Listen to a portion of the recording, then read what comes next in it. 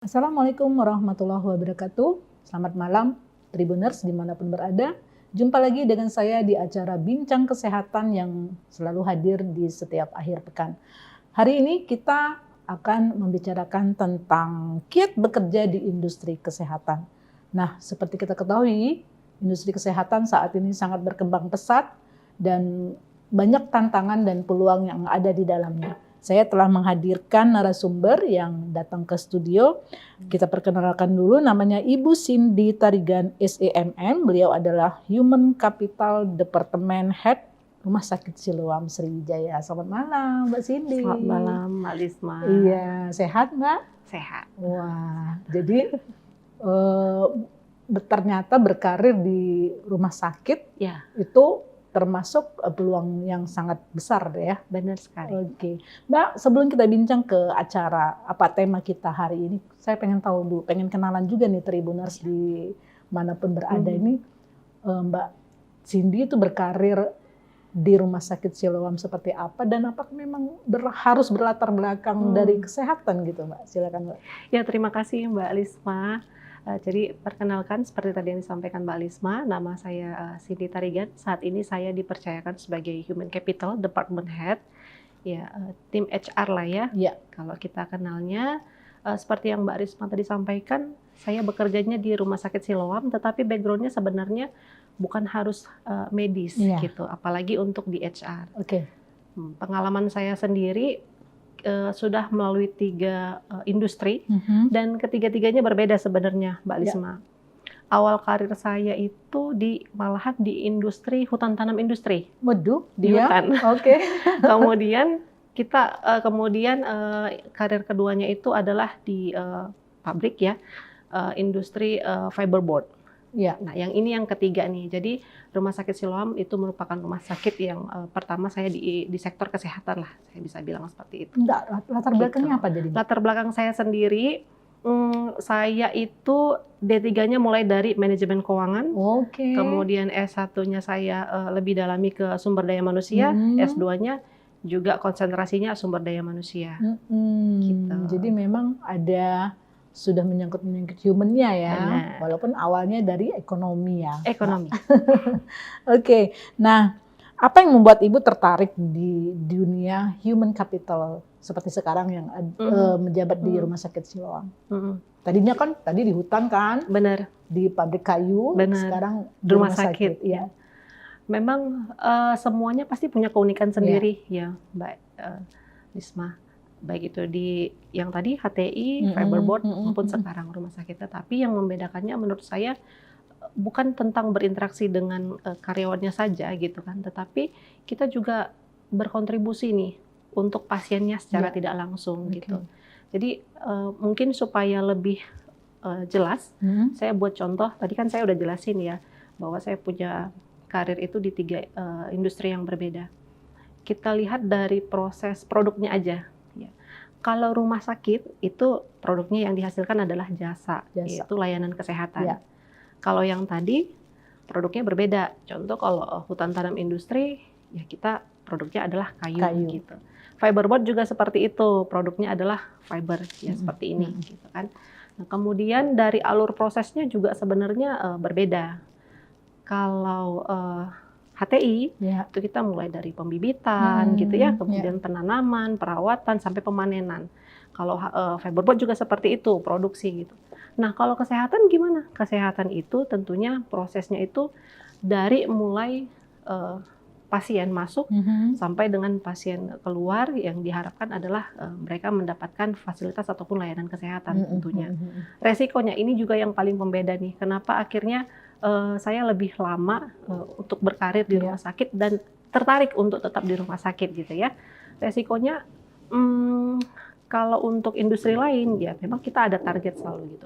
Tetapi kalau untuk rumah sakit, Mbak Lisma bisa bayangkan nih apa resiko yang terjadi kalau kita tidak melakukan hal-hal sesuai dengan prosedur. Ya bisa-bisa pasien kita tidak sembuh misalnya, atau bahkan pasien kita bisa meninggal. Fatal misalnya. Ya akibatnya. Fatal banget. Jadi itu yang membuat satu tantangan juga buat saya bahwa peran ini sangat penting. Jadi ada sisi kemanusiaannya. Iya, betul.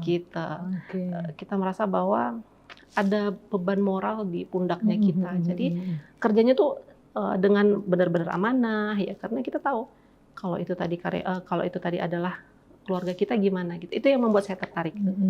Terlepas memang kalau secara HR-nya pengembangannya itu sangat diperhatikan sih kalau untuk di rumah sakit.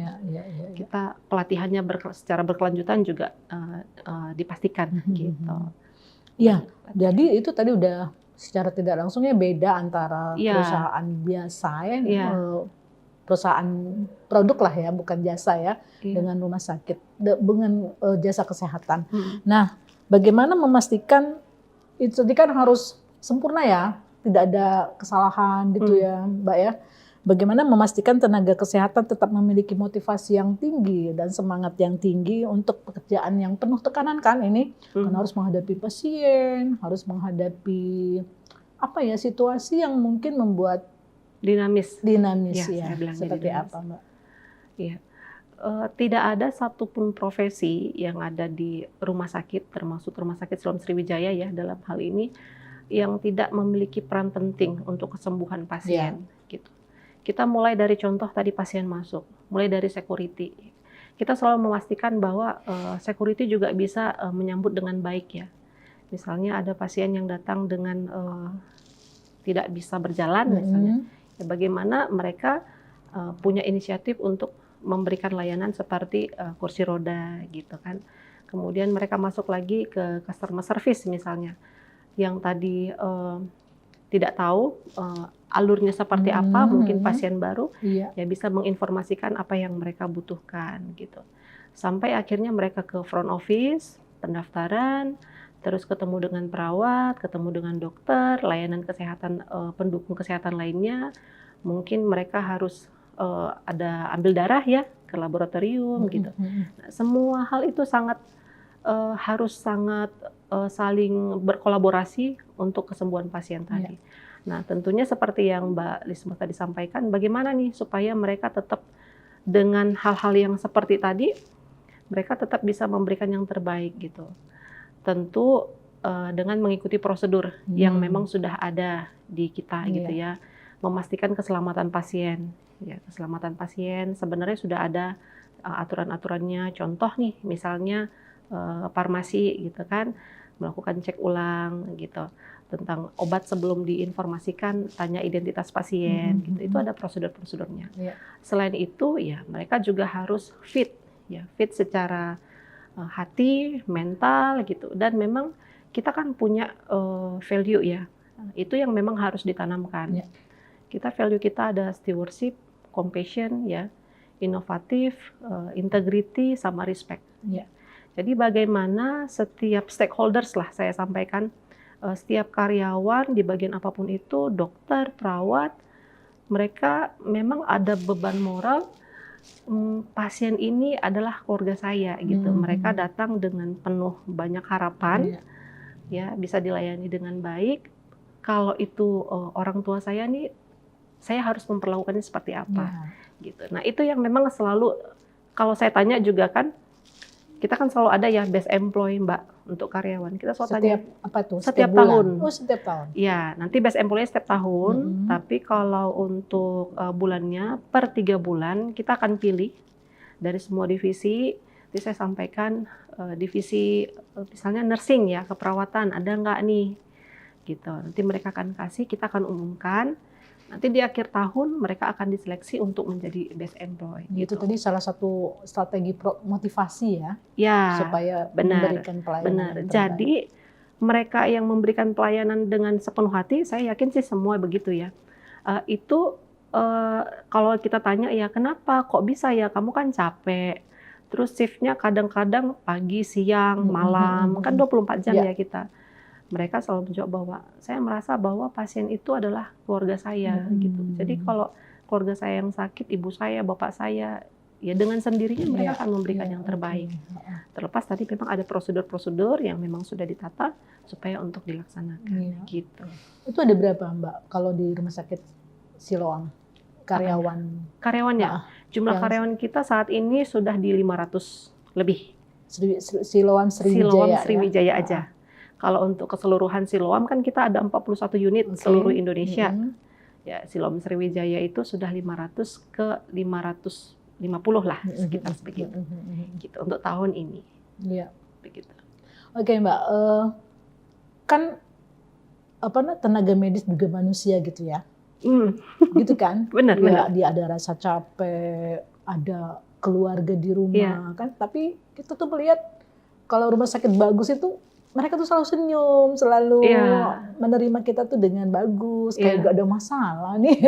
Padahal mungkin kan ada aja kan masalah keluarga, masalah apa. Seperti apa Mbak Cindy memberikan motivasi atau memberikan masukan kepada tenaga medis gitu ya, terutama karena yang berhubungan dengan masyarakat langsung. Ya, memang salah satunya adalah kita selalu memberikan edukasi ya, bahwa yang tadi seperti yang saya sampaikan, semua pasien yang datang ke kita itu memang dengan harapan yang besar bahwa mereka akan sembuh gitu ya, ataupun mereka akan diberikan layanan kesehatan gitu. Ada yang memang pasien datang untuk check up, bukan semuanya karena sakit, bukan. Jadi lebih ke preventifnya. Tetapi ada yang memang sakit. Ya kalau orang sakit datang pasti bawaannya lemas ya, ataupun ada pasien yang mungkin mengantarkan keluarganya yang sakit parah gitu ya, sedih gitu, penuh harapan. Nah, bagaimana kita bisa memberikan layanan seperti tadi yang harus senyum. Kita juga ada lebih ke budaya kita itu budaya saya siap. Saya siap, kita siap untuk melayani pasien ini dengan senyuman, dengan sapaan gitu.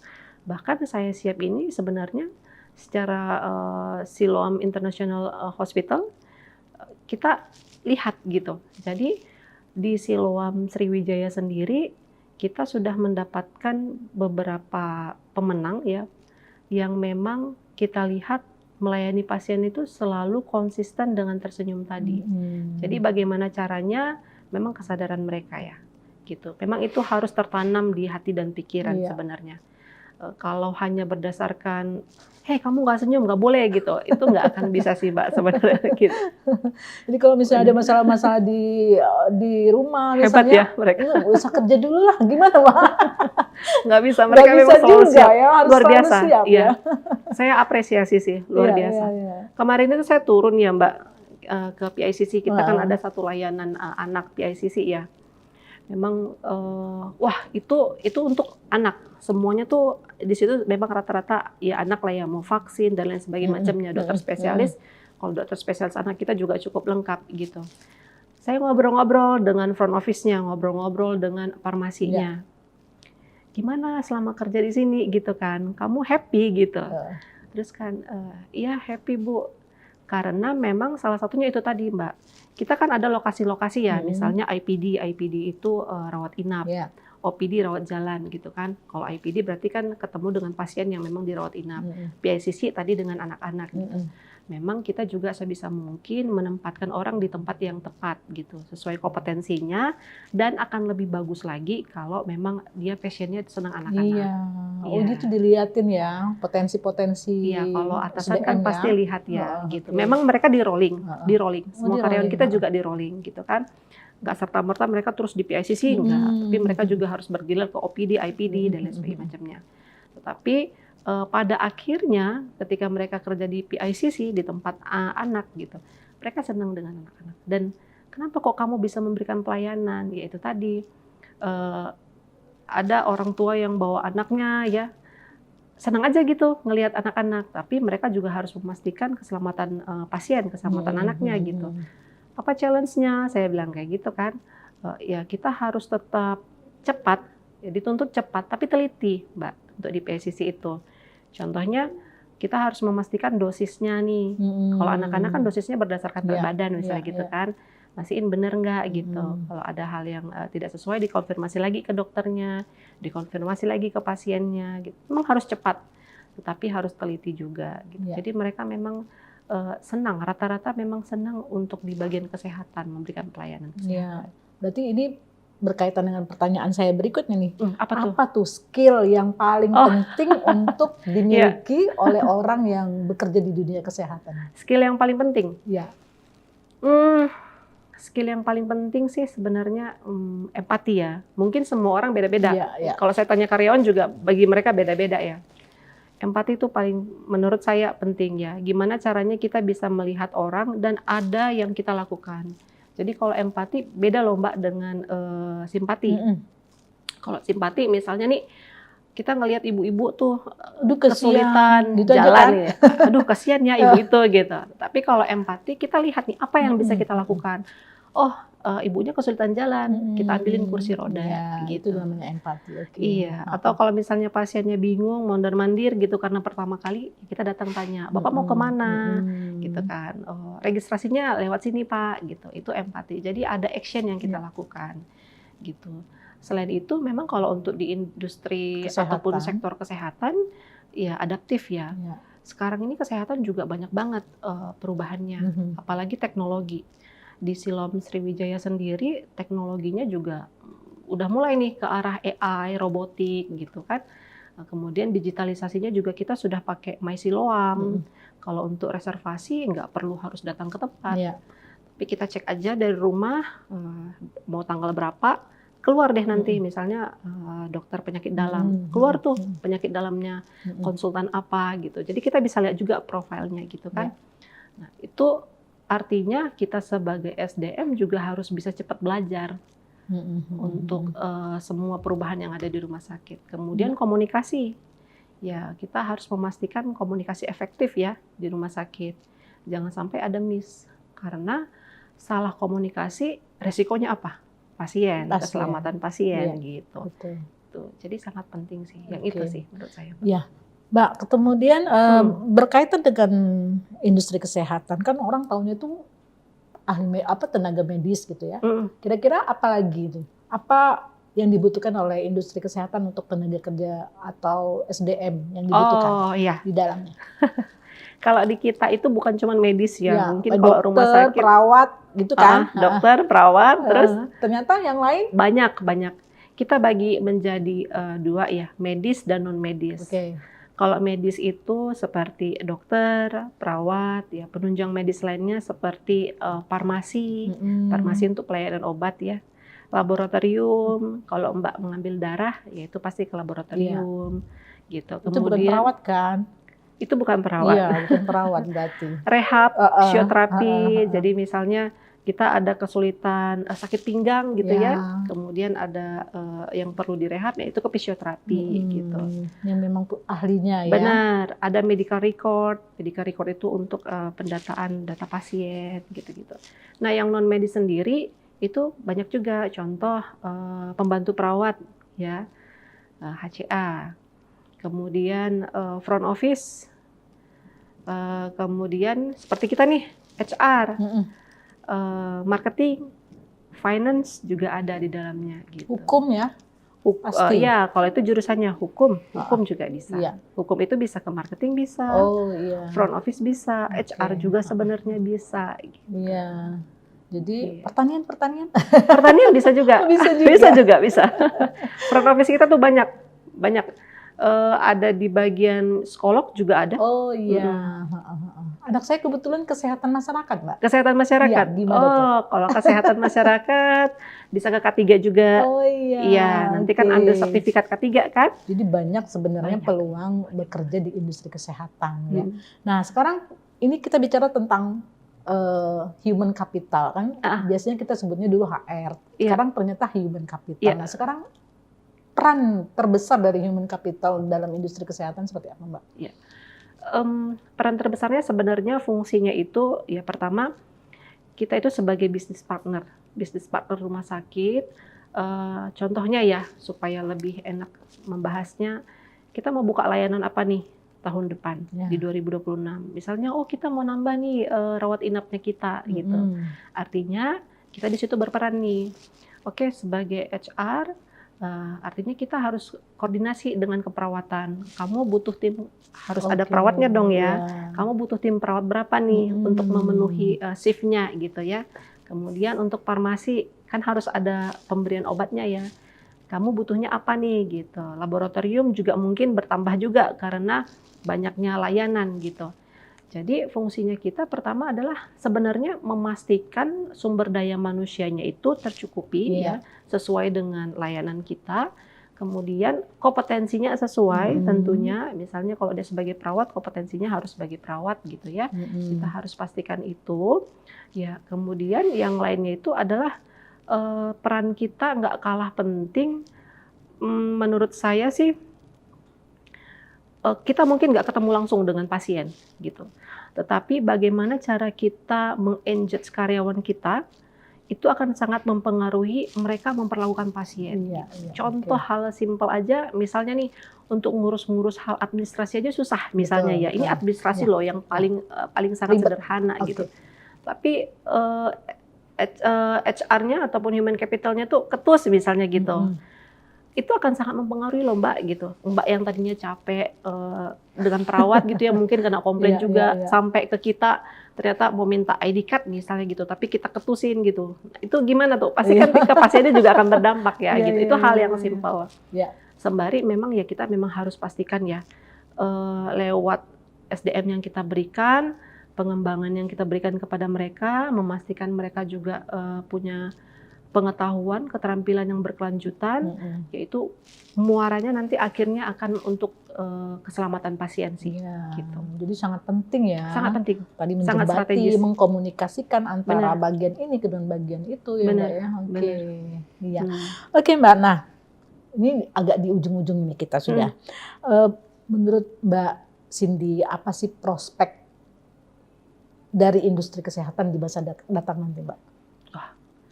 Prospeknya sih sangat bagus ya, apalagi 5-10 tahun dengan perkembangan yang saat ini AI. Kita sendiri di Rumah Sakit Siloam, Mbak, kan selama ini pasien ketemu dokter ya, kemudian berinteraksi gitu, sembari dokter mungkin ngetik gitu ya, mendiagnosa dan lain sebagainya macamnya. Kalau sekarang malahan kita sudah pakai AI juga, jadi AI itu yang akan menerjemahkan dalam bentuk tulisan apa yang dokter dengan pasien komunikasikan. Sehingga si dokter bisa fokus nih ke pasiennya, mendengarkan keluhan. Nggak perlu ngetik-ngetik lagi. AI sudah ngetik. AI aja yang langsung ngetik gitu. Dan pasiennya juga akan lebih merasa bahwa ya mereka didengar gitu. Kita cuma fokusnya ke pasien gitu. Itu udah dimulai tuh? Itu sudah terjadi di kita. Kemudian digitalisasi seperti yang saya sampaikan tadi. Kemudahan-kemudahan seperti ya Mbak kalau mau daftar udah di rumah aja, nggak usah sampai ngantri gitu kan, atau sambil belanja gitu kan lingkungannya lingkungan mall, sambil belanja habis itu nanti diinformasi nomor Anda sekian, pukul sekian, benar, pasiennya tinggal sekian lagi gitu. Jadi kita tahu ya udah bentar lagi saya ke sana, itu kan sangat akan memudahkan. Jadi prospeknya akan sangat bagus, apalagi saat ini semua orang ya menurut saya ya datang ke rumah sakit itu bukan karena sakit aja, sudah mulai aware dengan kesehatannya. Gitu. Perusahaan-perusahaan juga begitu, MCO berkala gitu kan. Jadi sebelum sakit apa yang bisa saya lakukan kayak gitu, pencegahannya gitu. Kemudian itu tadi untuk yang rawat jalan. Bahkan untuk operasi pun kita sudah menggunakan robotik, dibantu dengan robotik. Jadi presisi untuk operasinya juga akan sangat lebih bagus. Tentunya penyembuhannya juga akan sangat lebih bagus gitu. Kalau dulu banyak sayatan ya kalau misalnya operasi gitu. Sekarang kita ada laparoskopi. Jadi cuma satu titik doang aja yang dilukai. Biasanya di areal pusat gitu kan.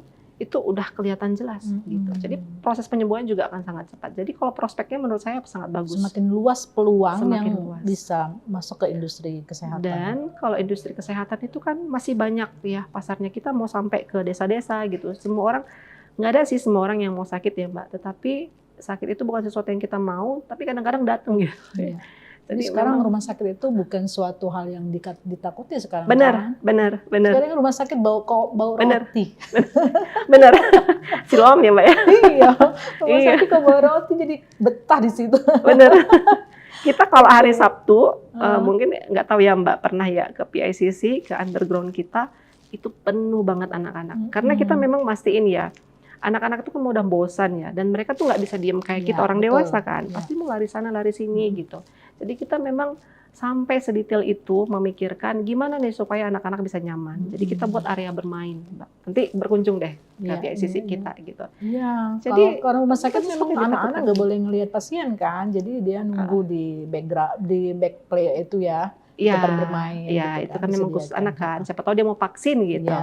Jadi mereka ke sana. Bukan sesuatu yang menakutkan lagi. Iya, saya mendengarnya jadi semakin senang industri kesehatan ini ya, pengen dicoba Benar, gitu ya. benar. Ya, oke Mbak. Nah, ini mungkin penutup buat pesan buat Mbak Cindy, buat teman-teman yang di luar sana. Apakah kata motivasi yang bisa Mbak berikan ke generasi muda yang ingin berkarir di sektor kesehatan? Oke, buat generasi muda yang ingin berkarir di sektor kesehatan, ya yang pertama tentu harus punya kompetensi di bidangnya, ya entah itu sebagai perawat kah, atau dokter kah, atau penunjang medis lainnya. Gitu. Kemudian yang tidak kalah pentingnya, kita selalu harus adaptif ya, harus bisa belajar cepat karena perkembangannya udah sangat banyak. Ya. Robotik itu, AI itu akan sangat membantu proses kerja kita. Ujung-ujungnya adalah untuk memberikan pelayanan ke pasien gitu. Okay. Nah, kemudian yang tidak kalah penting menurut saya adalah hati yang siap melayani. Itu nggak kalah penting gitu. Jadi tetap kalau yang namanya kita bekerja di rumah sakit, sentuhan manusianya harus tetap ada. Walaupun kita disupport oleh robotik, AI dan lain sebagainya macamnya, ya mereka adalah pasien itu adalah orang-orang yang datang dengan segala emosinya, sedih gitu ya, penuh harapan. Nah, bagaimana caranya kehadiran kita juga bisa membantu kesembuhan mereka. Entah itu dengan kita melakukan sesuatu, atau kita hanya mendengar, atau bahkan cuma hadir di tengah-tengah mereka gitu. Jadi yang memang mau bersentuhan langsung dengan manusia, yang ada kemanusiaannya gitu ya, yang tentang ya kemanusiaan lah saya bilangnya.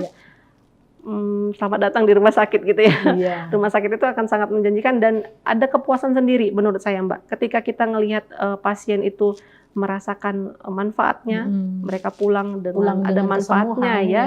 Memang nggak serta-merta sembuh ya Mbak, tetapi ada yang bisa kita lakukan untuk meringankan sakitnya mereka. Itu akan selalu ada kepuasan sendiri dan itu yang tidak ternilai secara materi kadang-kadang.